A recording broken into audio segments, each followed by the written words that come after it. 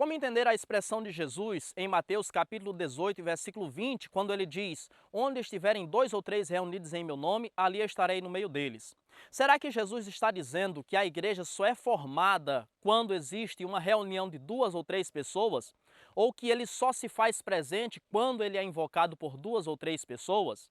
Se nós entendermos dessa forma, então como vamos compreender o texto de Mateus, capítulo 6 e versículo 6, quando o próprio Jesus diz para nós entrarmos no nosso quarto e orarmos ao nosso Pai em secreto, e o nosso Pai que nos vê em secreto nos ouvirá. Para entender essa questão é necessário que nós compreendamos o contexto, ou seja, qual é o assunto que Jesus está tratando naquela questão.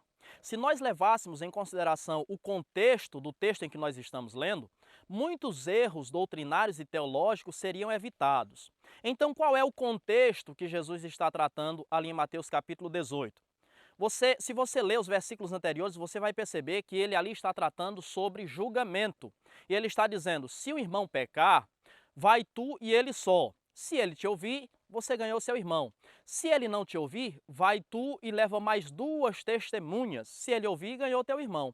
Mas se ele não te ouvir, leva à igreja. E se ele não ouvir nem mesmo a igreja, então considera como fariseu e publicano, ou como gentil e publicano. O que acontece aqui é que Jesus ele está invocando uma lei judaica.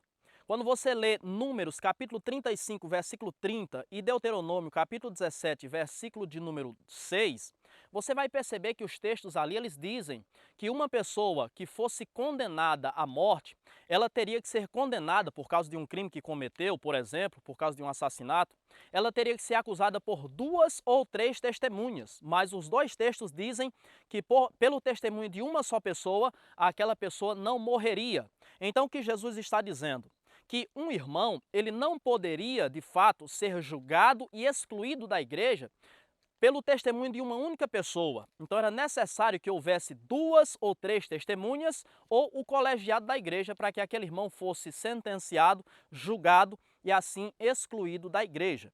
O contexto imediato está no capítulo 18, versículo 16. Leia e você vai entender melhor.